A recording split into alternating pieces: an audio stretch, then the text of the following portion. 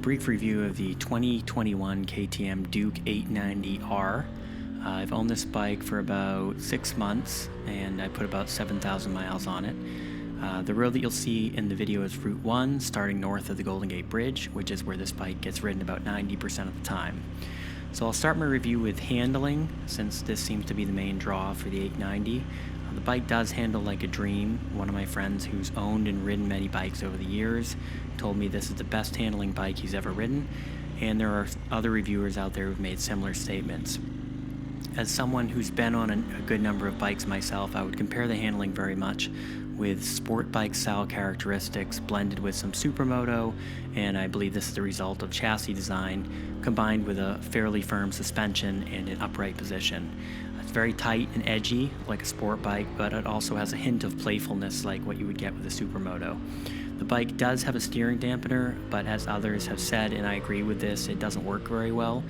Others have replaced it, and some have actually added a heavier oil.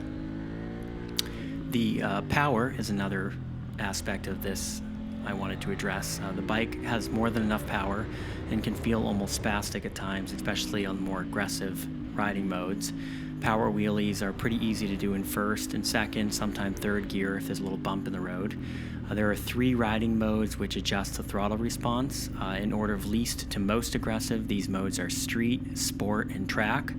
I prefer street mode because it allows me to make very small input adjustments with the throttle, which I believe is important for smooth and fast riding. To me, sport and track mode, it can be really fun on sweeping high-speed turns, but on tighter turns and for general street riding, I think most people will prefer street mode. There's a $700 add-on tech pack, which I bought, and it basically allows you to enable the quick shifter, the auto blipper, and track mode, which allows you to disable anti-wheelie, adjust motor slip regulation, and also adjust ABS modes. I usually choose supermoto mode, which shuts off the ABS on the rear tire and allows you to get some slide. On to suspension. The suspension on this bike is very good for me. I haven't touched the settings from the factory, as I generally just like to get used to each machine before I mess with anything.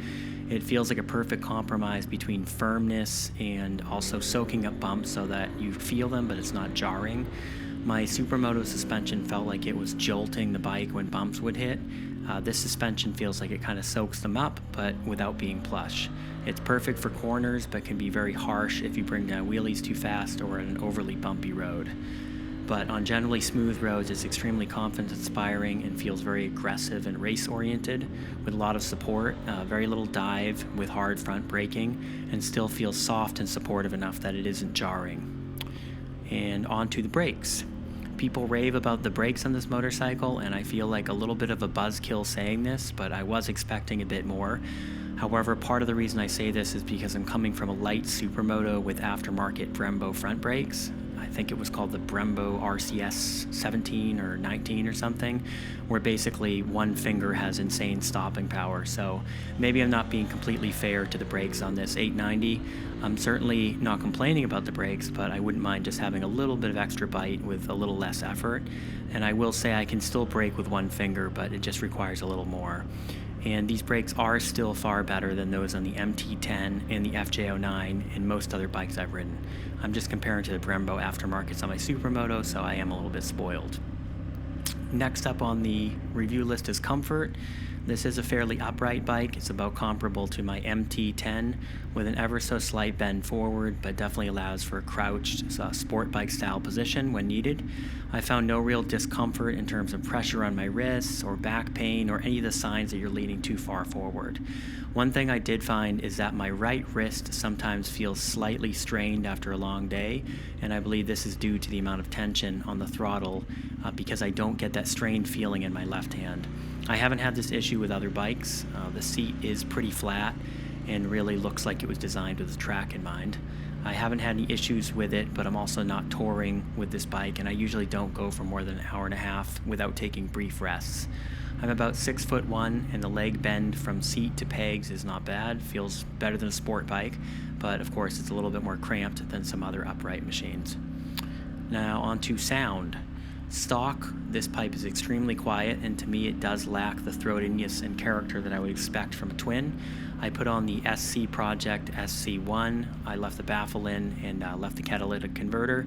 It sounds really good and was surprisingly loud with the baffle in. Once you rev it up, it really roars to life, but doesn't feel obnoxious at low RPMs when you're driving through neighborhoods. So if you work late like I do, you don't have to worry about waking up the neighbors. And also, this was the easiest slip-on exhaust I've ever installed, so I really highly recommend it. So the last section of my review, and I didn't do this with my 701 Supermoto review because it didn't exist, and I really am hesitant to do this because I'm more of a positive person generally, but the last section is going to be gripes. And basically there's only one major issue I've had with this bike, and it's a big enough issue that I have to address it, and that's the quick shifter. The quick shifter generally only has difficulty from about 6,000 or 7,000 RPMs and up, and the main problem occurs when I'm shifting from second to third gear. It feels like it hits a wall when I click up and just stays in second gear. A handful of times it has hit third gear and then drops back down to second gear. When I'm shifting from first to second, there's been a number of times that it hits second gear and then slips into neutral. And this is just using the quick shifter, not with the clutch. So obviously this can create a dangerous situation for any rider, and you also start to lose confidence in the motorcycle's ability to respond to your inputs, which is especially crucial when you're riding in a more aggressive manner. I brought the bike to the dealer twice. The first time they said it was fine, and the second time they said they recalibrated it. And if you do an internet search, you can find that other people have also had issues with the Duke quick shifter, but I've seen more written specifically about the 1290 and less about the 890, perhaps because the 890 is still on the newer side. I've spoken to the dealership at length about these issues, but they're in the city, and most likely they can't open the bike up to the high RPMs needed to recreate the situation where this is happening. They also don't have a dyno machine in the shop, so they just likely aren't seeing the issue. I've had many situations where I'm passing a car, primarily in second, and I'm trying to hit third in the middle of the pass, and it just bounces off. Then I have to rapidly stab upward until it decides to grab. For the price of this bike, this aspect is very disappointing and is really the only downside to this bike. Now, with all of that being said, I still enjoy this bike immensely. It feels like I've plugged in a cheat code when compared with other bikes. I've also said the same thing about my 701 Supermoto, and it rings true with this bike for the same reasons. The handling is impeccable, it's easy to ride, powerful, extremely fun, and all of this adds up to a machine which allows me to go faster through turns than I probably should be, and with more confidence than I would have on most other machines out there. Thanks everybody for watching this video. I'm going to wrap this review up. I hope it was useful for those of you who are on the fence about this bike.